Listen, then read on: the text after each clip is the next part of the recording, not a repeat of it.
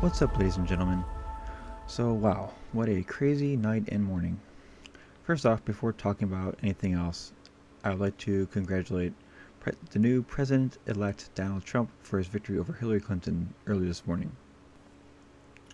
The Republicans also remain in control of the Senate and the House after several tight races, which is good. So now Trump has, well, I should say the Republicans have control of the White House and Congress for the first time, I think, since 1928 or something like that. You can fact check that if you'd like. I think it's 1928 though. I could be wrong.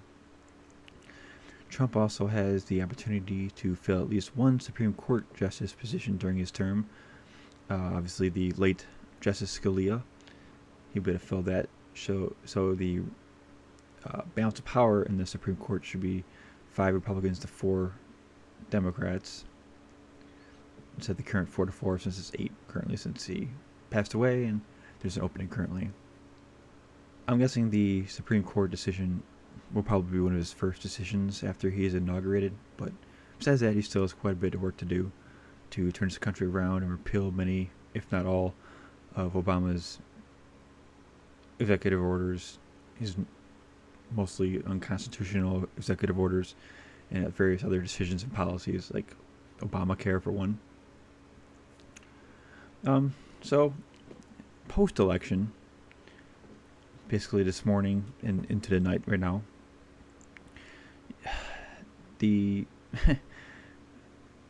I'm entitling this video podcast the Hypocritical Left. Why is that? Because I remember seeing articles on CNN and other liberal news sites saying, oh, she'll win and he'll whine, or basically meaning that she'll win hands down, and Trump will whine and his supporters will whine. And it's almost the other way around, except in this case, Hillary, surprisingly, actually gave a really, really good concession speech. I actually give her props for that. It was actually really good. Trump's victory speech was very, very good as well. It was very gracious. It was humble. He didn't call anyone out. He didn't throw anyone under the bus. He even thanked Hillary for her determination and fight through the campaigns. I definitely like that. I know many other people did as well. Even Obama's speech was pretty good. He was talking about working together and having a smooth transition and all that good stuff. So even after Obama and Hillary's speeches, there are people now rioting and protesting in most of the major cities of the country anti-Trump.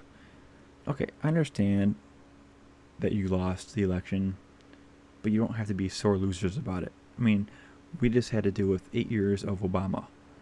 I didn't protest. I don't know anyone that protested or rioted during the last 2 elections before this one. You had your Republican.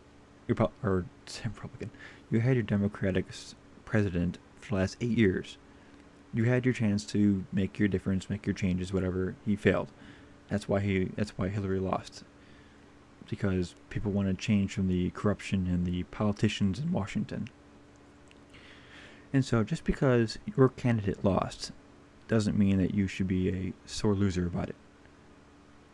Because this is why it's hypocritical. Because if Trump lost, Hillary won, and if the Republicans and or Trump supporters rioted and protested and all that kind of stuff, the media would jump all over it and saying, oh, how it's sore losers we are and all that. Well, this time it goes the other way around, because the left, in this case, the Hillary supporters, are the sore losers. Also, people posting or tweeting death threats to Trump on Twitter and posting things like that on Facebook and other social media outlets and whatever else. I mean, come on, death threats, that's a little extreme. People saying, oh, this is the fall of America, this is the end of the world, Trump apocalypse, and a bunch of crap like that. Why? He hasn't had a chance yet. If you look at his past, he doesn't have any political background, which is good and bad. It's good because he has a fresh, clean slate in the world of politics. It's bad because he has some probably naivety regarding certain things. Yes, I voted for Trump. I support Trump, but I know he's not going to be most likely not be the most perfect person, most perfect president. He might learn as he goes and might do really well. His campaign. He had no idea what he was doing at the beginning, but he got stronger through it. And I think he had a strong campaign as the season went on. So you see these Twitter tweets, death threats, protests. You see these idiot celebrities saying things like, "Oh, I'm leaving the country. Oh, this is such a sad day for America." Okay, leave the country. We're not going to miss you. You have no bearing on anything that any of us do. For example, Robert De Niro. Complaining at some awards show or awards ceremony. I don't even know what he was doing. To everyone, how don't vote for Trump. He's such a whatever, and vote for Hillary. Blah blah blah. Okay, you people, celebrities, are paid to make movies, paid to write music, paid to sing music, whatever, paid to entertain us. We don't pay you. We don't pay you to see your movies, to see your music, and all that stuff, and to hear your expert political opinion. We don't care what you think.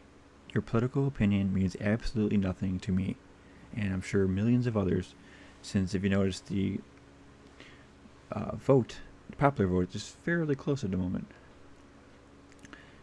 I mean, I think last time I checked, I think Hillary was up by about 200,000 votes. So about half the country was split. So don't tell me, oh yeah, don't vote for her. I won't respect you. I don't care if you don't respect me. Your respect means nothing to me. Then you have the media people, of course, freaking out. The news articles saying crazy stuff, like I mentioned before about Trump apocalypse and this is the end of the world and all that kind of stuff. You have all the CNN news anchors, MSNBC people just in shock about what happened last night on Trump's basically historic upset over Hillary, which it was. It was definitely a unique experience. I mean, I'm not that old. I'm only 27, so I don't have a lot of experience watching elections, but I do remember, at least from back in 2000 up, how those were. And I know this is definitely the most unique of those few there. You now have the other Republican leaders and things basically lining up to kiss Trump's butt because they know, oh wow, we can support him and now we can lose our jobs, basically. So Paul Ryan's congratulating him and calling him, and Mitch McConnell and various other senators and congressmen and things, which is fine. We obviously want the party to be united so we can get some of these Obama decisions overturned and replaced with better decisions. And then we have the Trump cabinet selections. Hopefully pick some good people to fill those spots. I'm hoping personally he picks people like Newt Gingrich, Rudy Giuliani, General Flynn, Ben Carson, people like those to fill those positions. That'd be really good. And I think our country would really benefit from those choices. And then you have the various other countries in the world lining up to talk to Trump, basically, and give them their congratulations. And they almost seem a little scared. Not scared in the fact that, oh, no, we're going to run and hide. But kind of that respectful scared, I guess. Unlike what they had with Obama. More like a Reagan scared. Because they didn't know what he was going to do, but they knew he had strength behind him. And that he's going to make, basically, what Trump's doing, make America great again. Which is Trump's slogan, obviously. Russia, who doesn't get along with Obama, obviously. Well, Putin doesn't get along with Obama. And obviously there's tension in between the two countries currently. And Putin already said that, oh yeah, talk to Trump, we'll talk together, we'll, try to get these ties between our two countries. We'll definitely work on something out there. We have the Filipino president who also hates Obama, who's super excited that Trump got elected and definitely willing to talk to him and gain our alliance strength back, and same with other countries in Europe and such. Of course, countries that are benefiting from some corruption things in the last 8 years, such as Mexico, they're kind of scared because they don't know what's going to happen. with the border and trade agreements and things like that. You have the Muslim nations out in the Middle East that are scared because of how Trump might take away the Iran deal, which is good because that's a friggin' waste of money that we don't have since we're trillions and trillions of dollars in debt. So that's one step closer to getting less debt. I mean, I don't think Trump can totally erase the deficit in 4 years. I think that's a physical impossibility at this point.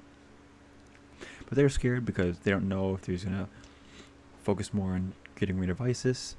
But then you have countries like Israel with Benjamin Netanyahu, who is absolutely gushing that Trump got elected because Trump is a big friend of Israel, unlike Obama. So Trump will definitely support Israel and their support them as they move forward. I think actually Trump is called Israel as one of his first calls actually this morning after his victory speech and all that good stuff. So that's a good start to his foreign relations. I mean, obviously he doesn't have foreign policy experience, not being a politician before, but I mean that's a good start that people respect you already. People want to talk. People want to have conversation about peace and things. Oh, I almost forgot. Another useless organization that's upset with the Trump win is the UN. Okay, the UN is such a waste, but that's a whole nother topic I can discuss in a whole nother video podcast, basically.